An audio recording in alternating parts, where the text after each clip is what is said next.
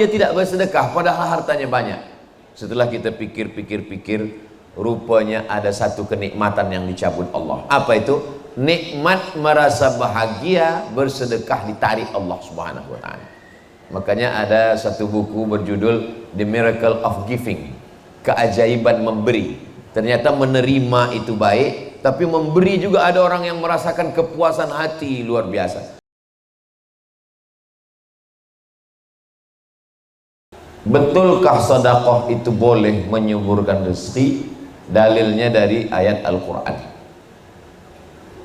Mathalul ladzina yunfiquna amwalahum fi sabilillah, orang yang bersedekah harta di jalan Allah, kamathali habbah, satu biji, ambatat sab'a sanabil, menumbuhkan 7 cabang, wa fi kulli sumbulatin mi'atu habbah, dalam satu cabang ada 100. Jadi kita ini masing-masing sudah dibagi Allah rezeki. Saya 1, Datuk Sri 1, Tuan 1, Puan 1. Tapi bila saya sedekahkan, maka tumbuh 7 cabang. Dalam satu cabang ada 100. Apakah terhad hanya sampai kepada 700? Maka ujung ayat itu, wallahu yudha'ifu liman yasha', Allah melipat gandakan lagi, lebih banyak lagi daripada itu. Wallahu wasi'un alim, Allah itu maha luas karunia-Nya. Jadi tajuk ini bukan dibuat oleh EJK, bukan dibuat oleh ustaz, tapi tajuk ini diambil dari ayat suci Al-Quran, bahwa sedekah menyuburkan rezeki. Sedekah itu diambil dari 3 huruf. Sedekah. Sedekah artinya benar, jujur. Sadaqallahul azim, Allah maha benar, Allah maha jujur, tiada dusta. Apa bukti orang beriman? Kalau memang betullah syahadat dia, asyhadu an la ilaha illallah wa asyhadu anna muhammadar rasulullah, mana buktinya? Buktinya sedekah. Itu maka dia disebut dengan sedekah. Sedekah.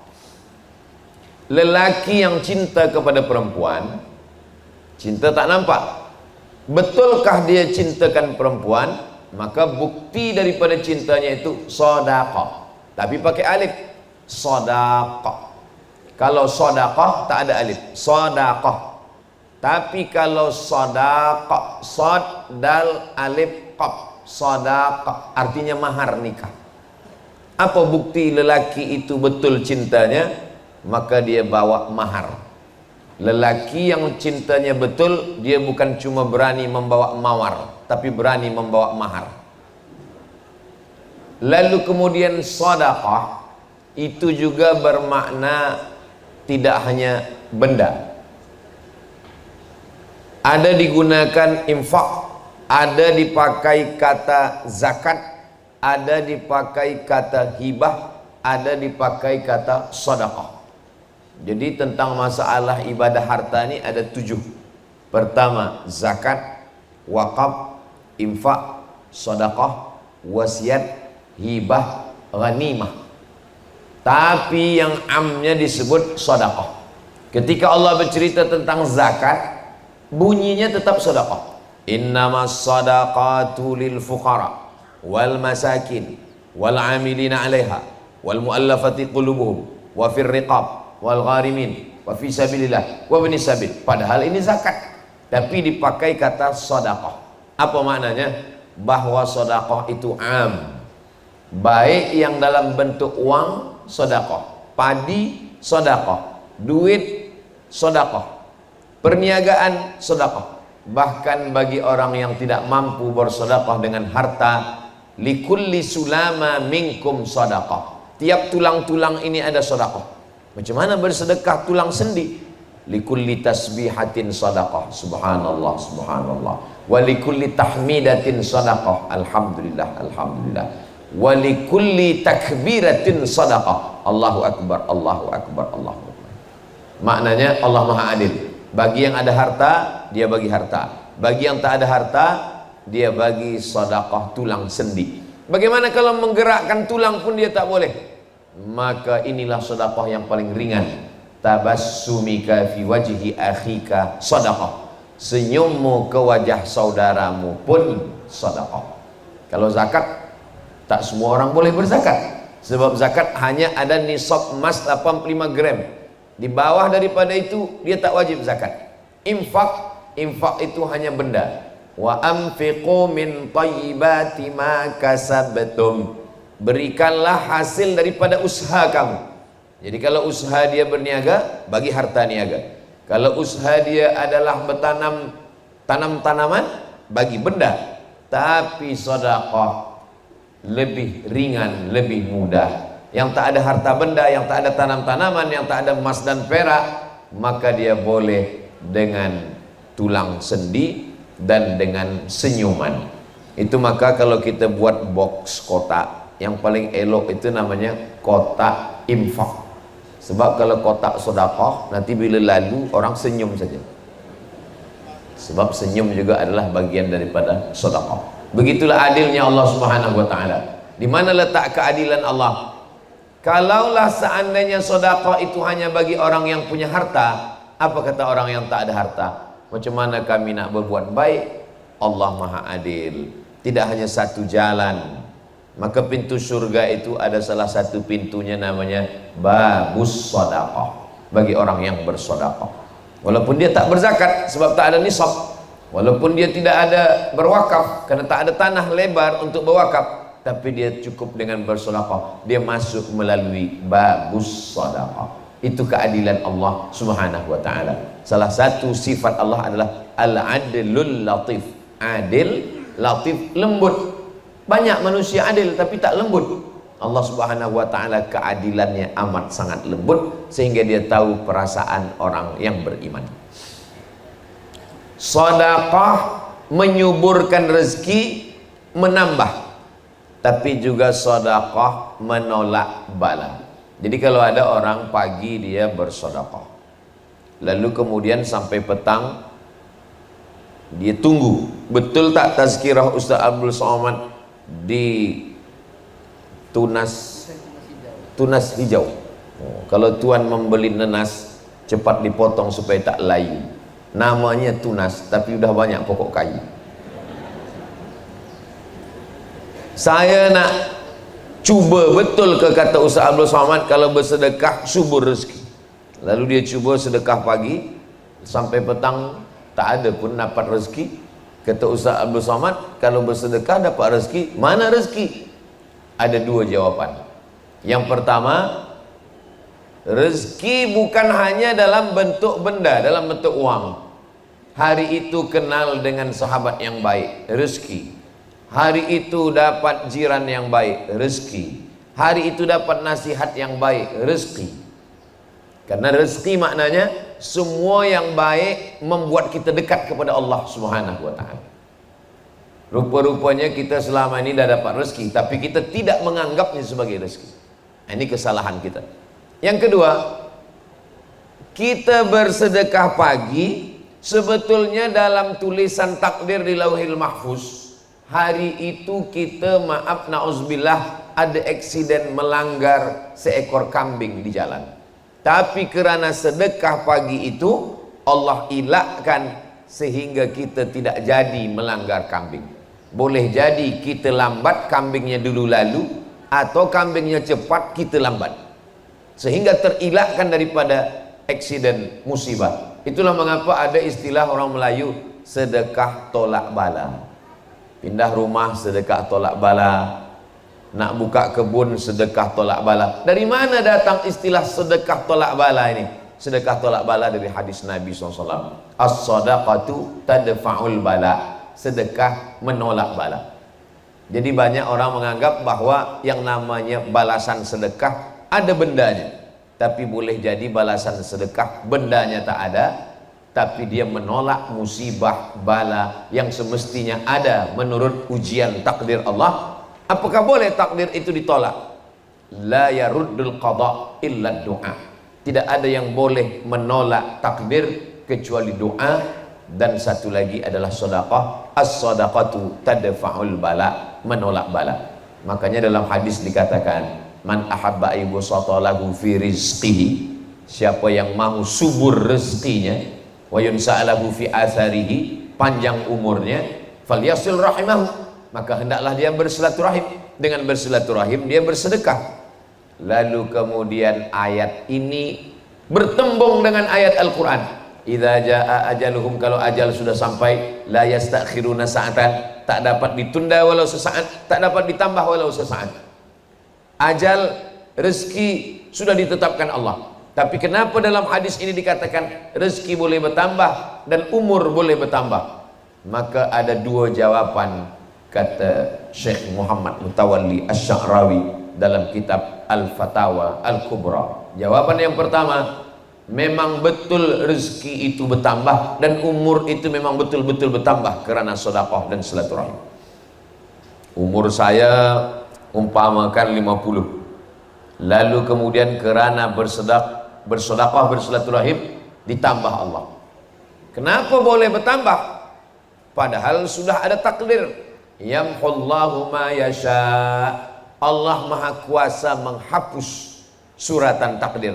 Wa yuthbit, dan Allah kuasa juga untuk menetapkan takdir. Wa indahu ummul kitab, karena Allah yang memiliki ummul kitab, induk dari segala kitab, adalah Lauhul Mahfuz. Jadi memang betul-betul boleh umur bertambah dan rezeki bertambah. Tapi ada jawaban yang kedua, umur tidak bertambah, rezeki tidak bertambah, tapi yang bertambah itu adalah barokahnya. Umur tetap 50, tapi barokah umur lebih daripada orang yang berumur 100 tahun. Makanya kadang ada kita tengok orang yang umurnya meninggal 25, 30 muda, tapi manfaat hidupnya untuk orang banyak. Sempat membina masjid, sempat menolong anak yatim, menyekolahkan fakir miskin, tahfiz Quran. Maknanya umur tak bertambah, tapi nilai umur bertambah. Untuk memudahkan kita memahami tentang bertambah tak bertambah ini, botol air minum yang ada di hadapan saya isinya 300 ml dan dia tidak boleh bertambah. Tak boleh bertambah, sebab kalau bertambah dia tumpah. Begitu juga di umur tak bertambah, tapi harganya boleh bertambah. Kalau isinya air putih, mungkin harganya 3 ringgit, 5 ringgit. Tapi kalau isinya madu, maka harganya boleh menjadi 100 ringgit. Kalau isinya air zam-zam, berangkat haji dan umrah dulu baru dapat air zam-zam. Maknanya isi tidak bertambah, tapi nilainya bertambah lebih. Begitulah agaknya umur kita. Umur kita tak bertambah, tapi nilai yang diberikan Allah pada umur itu berlebih. Kenapa? Karena sedekah yang diberikan Allah kepada hati orang beriman, sehingga terbukalah dia. Adapun tentang masalah sedekah ini, banyak sekali hadis-hadis Rasulullah sallallahu alaihi wasallam. Di antaranya, kullu mri'in tahta zilli shadaqatihi. Nanti pada hari kiamat kita semua berada di padang mahsyar panas terik. Selalu diungkapkan panasnya seperti sejengkal matahari dari ubun-ubun kepala. Ada yang tenggelam karena peluh hingga ke lutut, ada yang hingga ke pinggang, ada yang ke leher, ada yang tenggelam.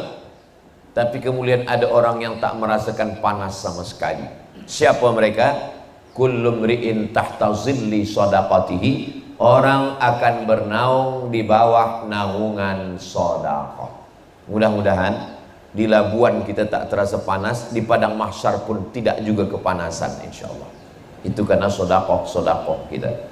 Lalu kemudian bagaimana dengan sedekah? Sedekah ini kan ada yang banyak, ada yang sedikit. Begitu jugalah nanti di padang mahsyar. Ada yang atapnya kuat kokoh, ada yang kurang kuat, ada yang ikhlas, ada yang kurang ikhlas. Kita husnuzan kepada Allah subhanahu wa ta'ala. Bagaimana? Pokok-pokok kayu semua tercabut. Wa takunul jibalu kal ihnil manfush. Gunung-gunung, bukit-bukit macam bulu kambing yang dihembus angin.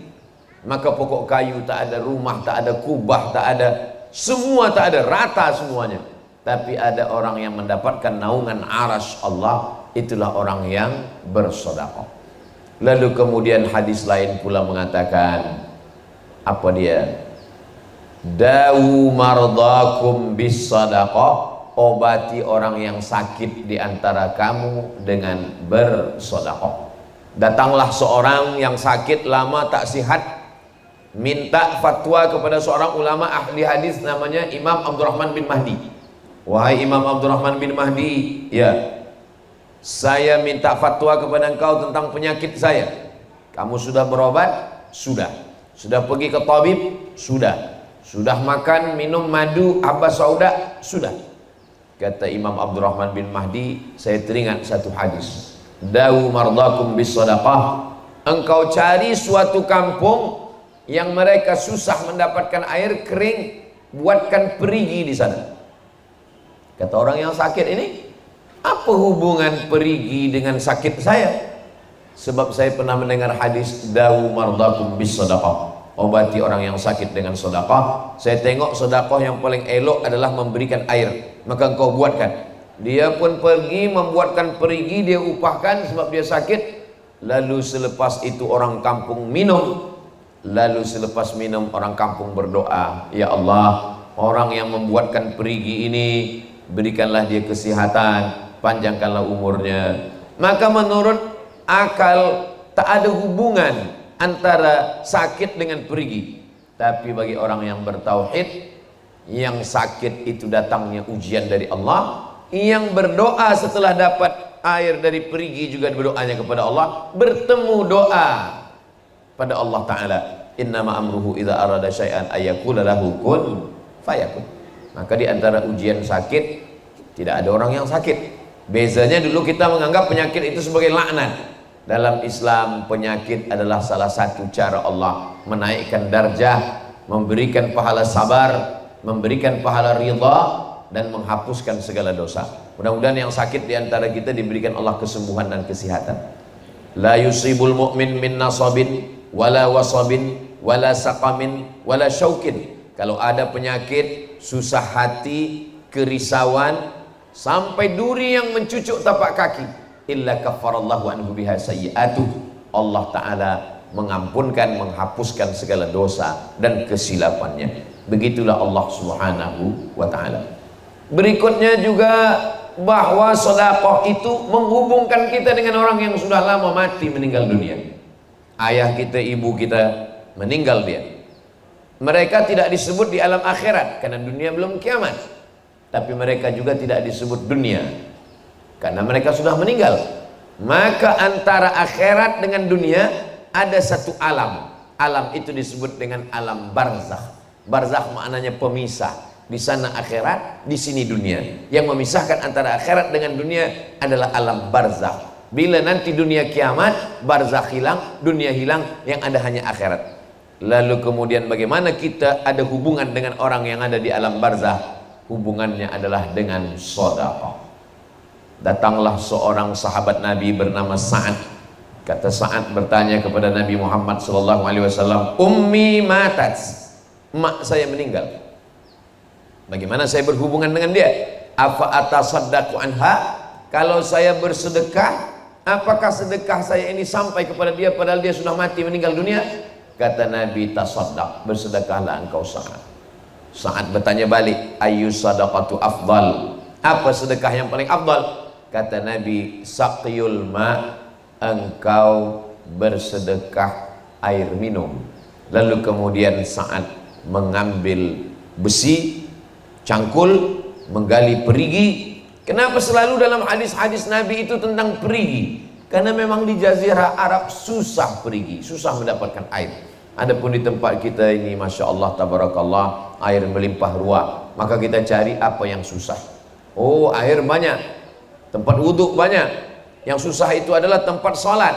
Akhirnya dibuatkanlah surau Ummi Hadijah. Maka mudahlah orang salat, 100 boleh, 200 boleh, sehingga orang yang lalu lalang susah mendapatkan, orang berjalan, ada orang yang sedang menikmati alam yang begitu cantik dan indah, ingat dia waktu sholat, singgah dia. Dan ketika dia sholat itu sebelumnya dia berwudu, sebelumnya dia pula pergi ke tandas, memudahkan urusan orang. Man yassara an mu'sirin yassarallahu anhu yaumal qiyamah. Siapa yang memudahkan urusan orang, dimudahkan Allah pula urusan dia pada hari kiamat. Jadi hidup ini sebetulnya pendek, singkat, sekejap, tapi akhirat juga lama.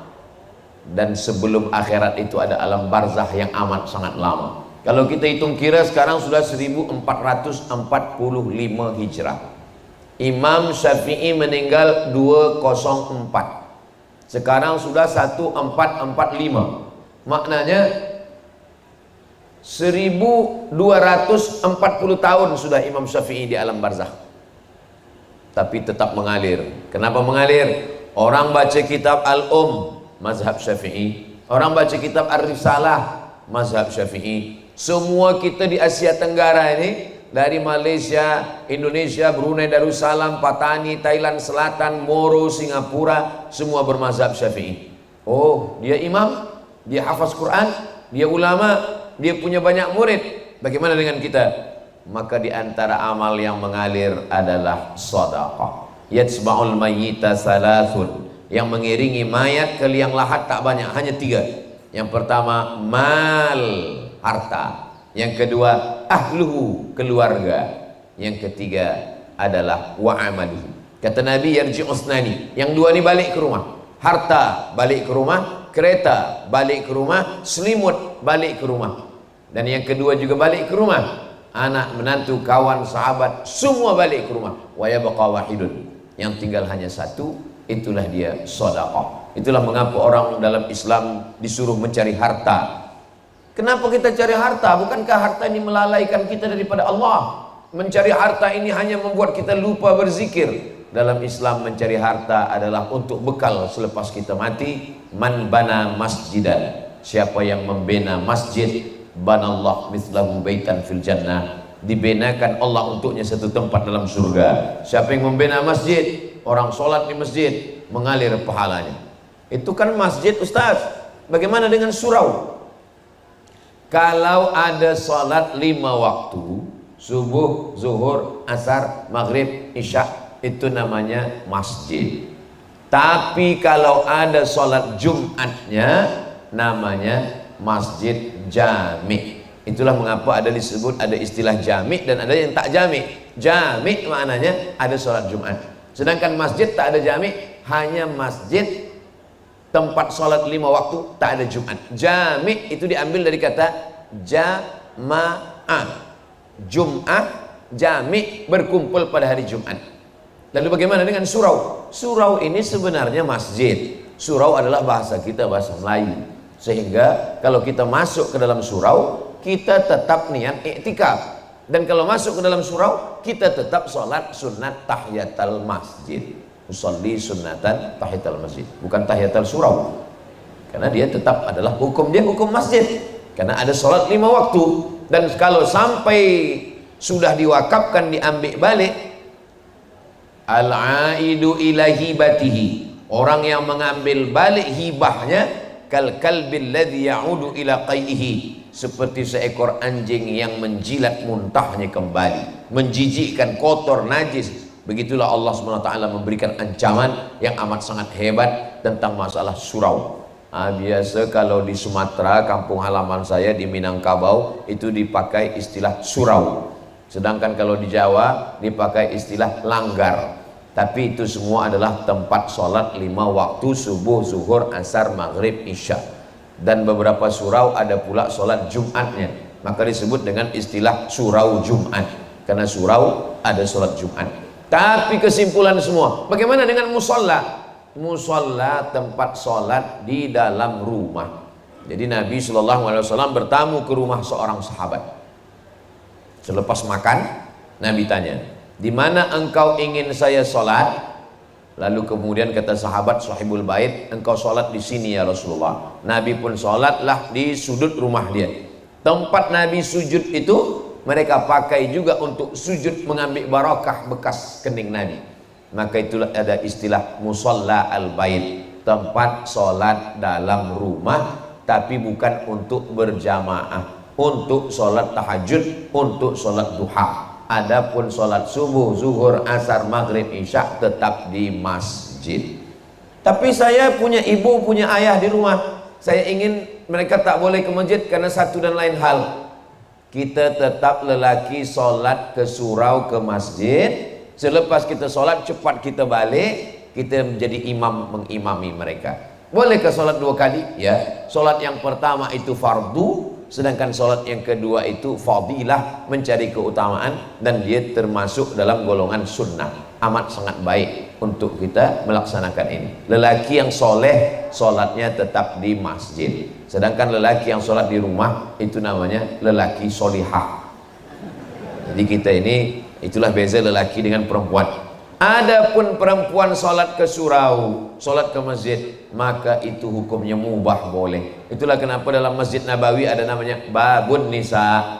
Bila kita menghadap ke arah kiblat, sebelah kanan ada babus salam, lalu kemudian sebelah kiri ada babul baqi, karena dia pintu mengarah ke baqi. Selepas babul baqi, babu Jibril, karena itu adalah pintu dulu kedatangan malaikat Jibril. Dan yang ketiga adalah babun nisa, karena itu tempat nisa masuk ke dalam sholat. Babun nisa ini bukan pintu yang baru, babun nisa pintu yang lama. Dulu pada masa Sayyidina Umar bin Khattab, bila ada seorang perempuan masuk melalui babun nisa dan ada lelaki yang masuk dari pintu yang sama, dia akan dihukum sebat, dicambuk. Kenapa? Karena tidak boleh bercampur pintu masuk antara lelaki dan perempuan. Jadi tentang ini adalah pintu yang baik. Tidak mungkin pintunya ada, orangnya tak ada.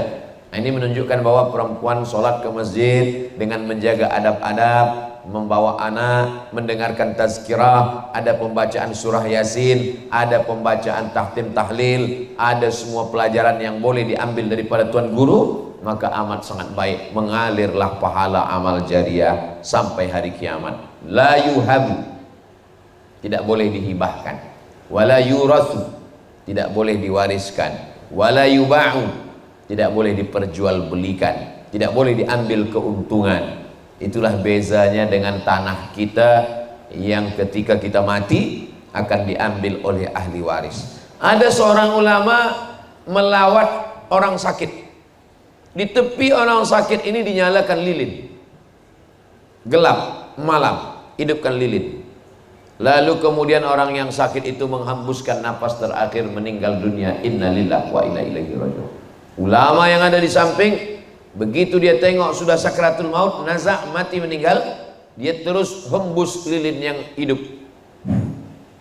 Hadirin yang hadir terkejut. Tuan guru, kenapa lilin dihembus? Mati, gelap kita satu ruangan ini. Mestinya ada orang mati, lilin makin banyak dipasang, karena orang makin banyak datang.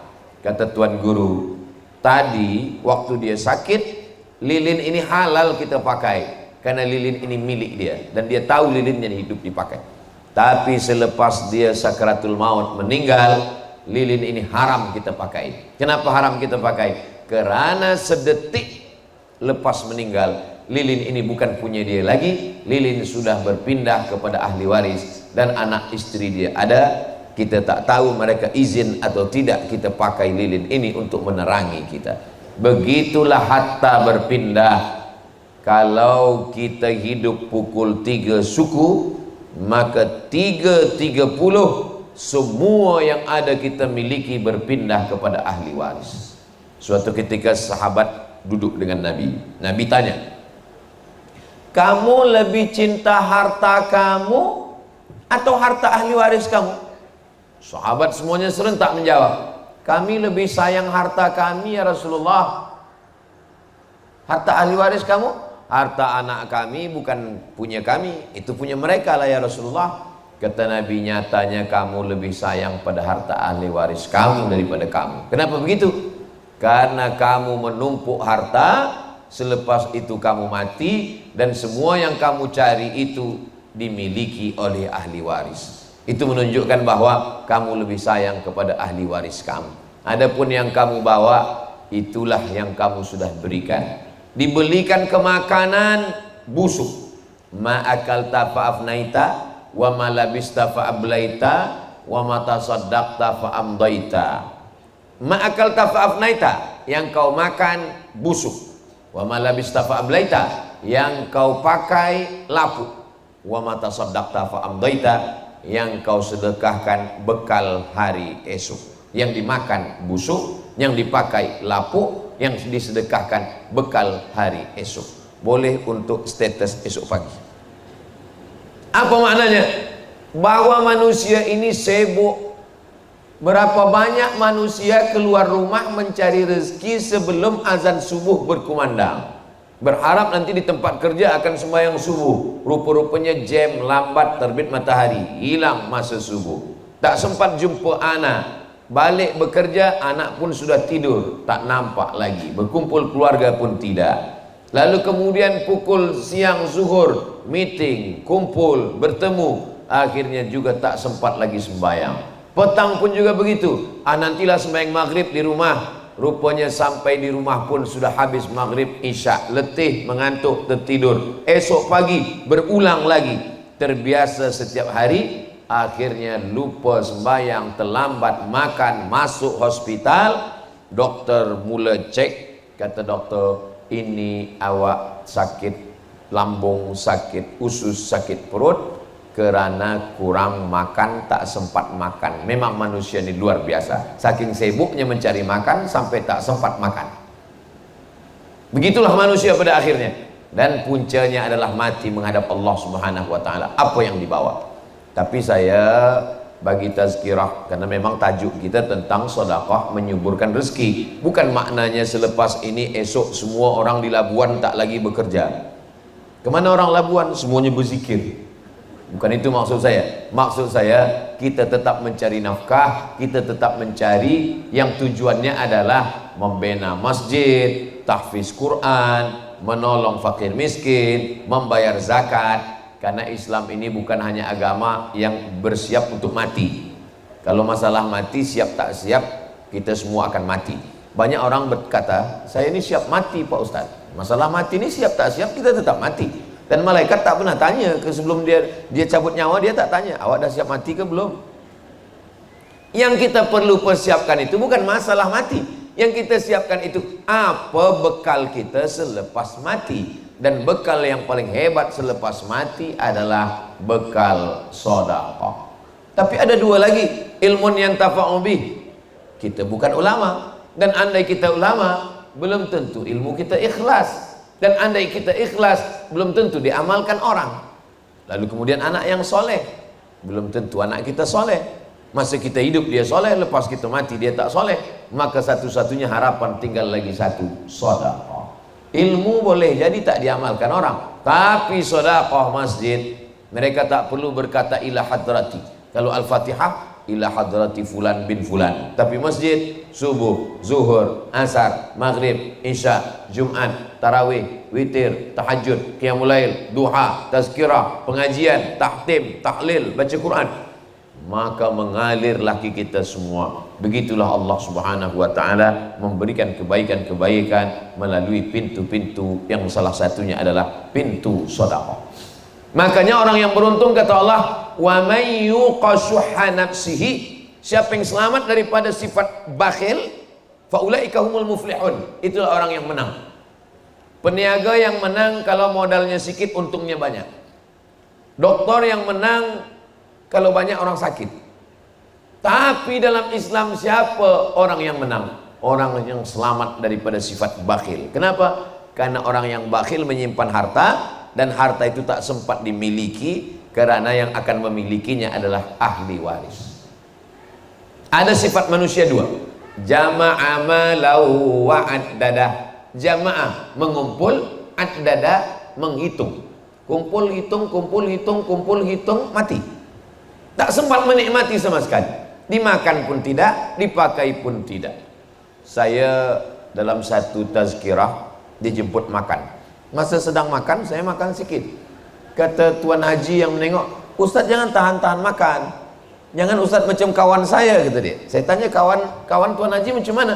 Kawan saya ni kaya Ustaz Abdul Somad. Kalau lalu kita duduk tepi jalan, lalu 10 lori, 7 punya orang, 3 punya dia.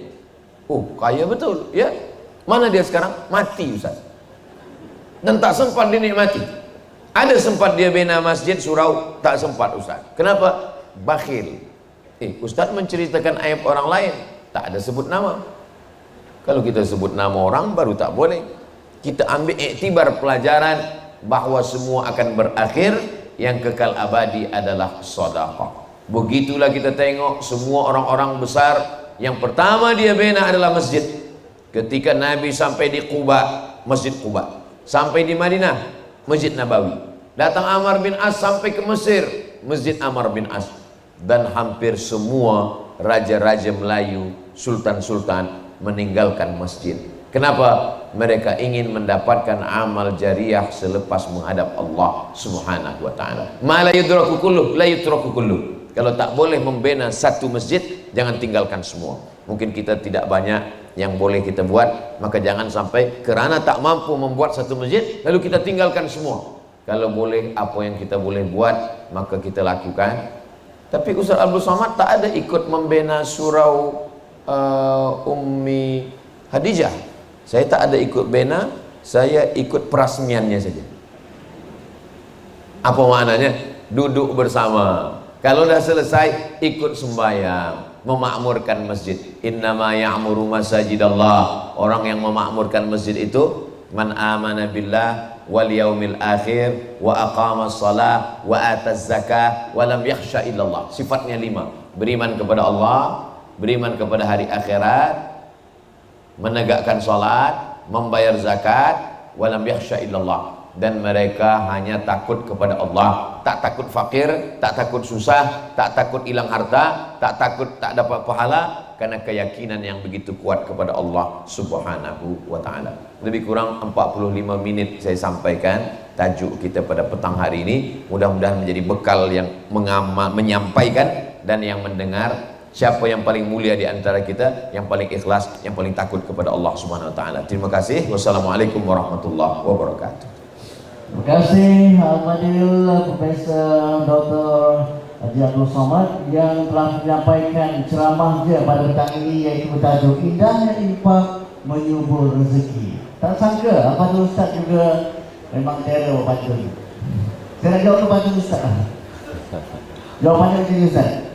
Dia biasa hijau bertanam nenas rapat-rapat. Terima kasih. Ceramah yang disampaikan oleh Al-Fadil Ustaz memang cukup penas. Semoga kita semua mendapat berkat. Masya Allah, barakallah, barakallah. Dan satu lagi pantun, Pulau Labuan tiada bukit, ada pun bukit tidaklah tinggi. Walaupun kesempatan bersama Al-Fadil Ustaz cuma sedikit, insya Allah di lain kesempatan kita berjumpa lagi. Baik, sebelum majlis kita berakhir, seperti biasa kita dipilihkan dengan banyak soalan ini, tapi saya akan pilih 2 sahaja. Dan soalan kepada Al-Fadil Ustaz, soalan yang pertama Ustaz, siapakah orang yang diberi keutamaan untuk kita berinfak, dan apakah nasihat Ustaz kepada orang yang takut untuk berinfak Ustaz? Ada seorang bersedekah, lalu kemudian malamnya dia dibagi tahu, kamu tadi siang bersedekah. Ya. Orang yang kamu bagi sedekah itu orang kaya. Oh, dia bukan orang susah, bukan orang kaya. Kemudian dia bagi tahu ke Nabi. Kata Nabi, orang yang kamu bagi kaya itu, mudah-mudahan dengan sedekahmu itu terbuka pintu hatinya untuk bersedekah pula. Jadi jangan berkecil hati kalau kita tersalah sedekah. Siangnya dia bersedekah, malamnya dia bagi tahu. Kamu tahu siapa yang kamu sedekah tadi? Tidak. Yang kami bagi sedekah itu dia adalah orang yang bakhil. Kata Nabi, orang yang kamu bagi bakhil tadi, dengan sedekah engkau, sihatlah dia daripada penyakit bakhil. Siangnya dia bersedekah, malamnya orang bagi tahu. Kamu tahu siapa yang kamu sedekah tadi? Tidak. Mohon maaf, dia pezina. Kata Nabi, orang yang kamu bagi tadi orang pezina, dengan sedekahmu maka berhentilah dia daripada perbuatan zina. Jadi kalau sudah terlepas pernah memberi sedekah, jangan menyesal dan jangan pula diminta balik. Adapun tentang yang paling baik kita bagi sedekah adalah ahwajun nas, siapa yang paling memerlukan, itulah yang kita bagi. Ada orang fakir, ada orang miskin, maka yang paling memerlukan fakir. Sebab kalau miskin dia masih ada harta tapi tak cukup, tapi kalau fakir tak ada sama sekali, maka kita bagi fakir. Ada fakir, sama-sama fakir, tapi yang satu fakir ni jiran kita, yang satu fakir ni tak jiran, kita bagi jiran. Kenapa? Karena dia ada hak jiran dekat dengan kita. sama-sama fakir, sama-sama jiran. Tapi yang satu ini ada hubungan kekerabatan, ada hubungan kekeluargaan. Maka kita bagi yang ada 3. Fakir, jiran, dan ada hubungan. Itu kalau, tapi kalau banyak kita bagi semuanya. Begitulah Allah Subhanahu wa taala memudahkan kita. Ada pun orang yang bakhil, pelit, kita bagi tazkirah tak masuk ke telinganya, maka kita bawa dia ke hospital menengok orang sakit. Kumpulkan semua persatuan jamaah orang-orang bakhil, bawa ke hospital, tunjukkan yang harta awak selama ini simpan tak nak keluar, tengok tak ada gunanya lagi. Apa lagi? Makan sedap pun tak lalu, apa pun tak ada guna lagi. Nak beli apa? Sekaya-kaya orang, duit banyak, pakaian paling tebal hanya 3 lapis. Lapis dalam 1, lapis luar 1, lapis luar sekali 1. Kalau ada orang pakai baju hingga 4 lapis, itu bukan kaya, demam. Sebanyak-banyak orang makan, paling tambah 3 kali. Sekali kurang sikit, 2 kali kurang 3 kali, lepas tu kenyang. Kalau ada orang yang sampai 4-5 kali, itu bukan lagi sihat. Apa maknanya? Kita ni terhad. Hidup ni cuma 2, makan pakai, cukup makan cukup pakai. Lebih daripada itu pakai untuk menolong agama Allah SWT. Bila dah dibawa ke rumah sakit, ke hospital, tak juga berubah, maka last sekali kita bawa menengok orang mati ke liang lahat. Tunjukkanlah kepada dia, tengok liang lahat. Adakah dibawa semuanya? Semuanya tinggal. Sekaya-kaya orang, 2 lapis, 3 lapis, 5 lapis, 7 lapis. Itu dah kaya betul. Lebih daripada itu semuanya tinggal. Orang yang berniaga kain pun tak banyak bawa kain menghadap Allah SWT. Apalagilah kita, yang kita bawa cukup untuk menghadap Allah Subhanahu wa taala. Lebih daripada itu kita tinggalkan untuk anak cucu kita. Tak juga boleh kita bagikan sedekah semua. Jangan sebab tazkirah Ustaz Abdul Somad semua dibagikan fisabilillah, tak boleh. Sebab kita tak boleh meninggalkan ahli waris dalam keadaan miskin. Antada'a warasataka aghniya, engkau tinggalkan ahli warismu dalam keadaan mampu, khairun, lebih baik min antada'ahum alatan, daripada kau tinggalkan mereka dalam keadaan miskin susah, yatakaffafuna 'alan nas, meminta-minta kepada manusia. Demikian wallahu a'lam bishawab. Baik, soalan yang kedua Ustaz, apakah yang dimaksudkan rezeki yang halal dan apakah amalan-amalan yang boleh menyuburkan rezeki? Kalau umur yang ditanya cuma 1, an umrihi fima afnah, umur kemana kau habiskan. Kalau ilmu yang ditanya cuma 1, an ilmihi fima amil, ilmu sudahkah engkau amalkan. Kalau badan yang ditanya cuma 1, an jismihi fima ablah, badan sudahkah kau pakai untuk beribadah. Tapi kalau harta soalannya 2, min ainak tasabahu, dapatnya dari mana, wa fima anfaqahu, dipakai kemana. Harta ini macam tali, pangkalnya mesti betul, ujungnya mesti betul. Ada orang pangkalnya betul, ujungnya tak betul. Berniaga, berkebun, ujungnya dipakai main judi, tak betul. Ada pula orang pangkalnya tak betul, khamar, berniaga haram, riba, tapi dia pakai pergi umrah, dia pakai sedekah. Bila ditanya, itu harta engkau haram. Ya, tapi aku dah menangis di pintu Ka'bah, dah selesai dah. Cuba kita tengok bunyi ayat, wa anfiqu, bersedekahlah, min thayyibat, yang baik-baik saja. Allah tak terima yang tak baik. Innallaha thayyibun, Allah maha baik. La yaqbalu illa thayyiban, Allah tidak menerima kalau tidak baik. Puan sedang apa tu? Saya sedang mencuci Ustaz. Mencuci baik. Mencuci dengan air apa? Mencuci dengan air najis, tak baik. Mencuci mesti dengan air mutlak, suci dan mensucikan. Sebab air yang kotor tak boleh membersihkan. Begitulah, pangkalnya mesti betul, ujungnya mesti betul, rezeki yang halal. 1 mangkuk gulai nasi dari yang haram masuk ke dalam mulut, dikunyah, sebagian jadi air, sebagian jadi sampah, sebagian jadi darah. Darah berubah menjadi daging. Ayyuma lahmin, setiap daging di badan, nabata min haramin, tumbuh dari yang haram, fannaru aulabi, tempatnya api neraka. Kalau tempatnya api neraka, dia dibakar dulu di neraka. Setelah bersih baru masuk ke dalam surga. Nanti sebelum masuk kita ada mizan, timbangan dulu, ditimbang badan. Abdul Somad, badan kamu beratnya 50 kilo, yang halal 40 saja. Macam mana kita mesti singgah neraka? Tiap hari kita berdoa, Allahumma ajirna minan nar wa qina azabannar, padahal badan kita makanan api neraka, dibakar dulu. Nauzubillah. Satu mangkuk gulai nasi masuk ke dalam badan, berubah menjadi darah. Darahnya masuk ke jantung. Dari jantung darah naik menyembur sampai ke otak. Otak inilah yang berfikir. Nasiyatin, nasiyatin ubun-ubun. Nasiyatin kazibatin khati'ah. Nasiyatin ubun-ubun, kazibatin pembohong, khati'atin pelaku dosa. Yang berdosa tangan, yang berdosa kaki, yang berdosa mata, yang berdosa telinga, yang berdosa kemaluan. Kenapa yang disebut berdosa kepala? Karena otaklah yang memerintahkan mata, memerintahkan telinga, memerintahkan tangan, memerintahkan kemaluan, memerintahkan kaki. Semua order daripada fikiran. Maka fikiran jahat kerana makanan haram. Berdoa kepada Allah. Rajulun ash'as, ada seorang lelaki yang rambutnya kusut, aghbar, berdebu. Kenapa dia tak mandi?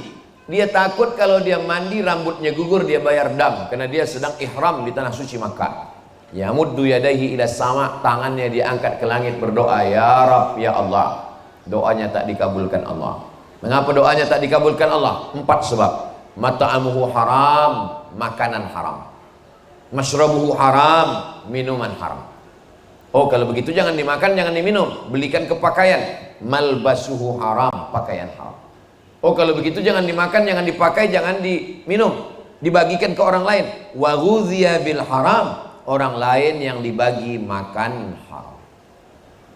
Begitulah mengkhawatirkannya makanan haram. Itulah mengapa kita disuruh menjaga. Atib mata'amak takun mustajabad dakwah. Jaga makananmu, maka Allah akan memperbaiki hati, pikiran, lisan, amal, perbuatan.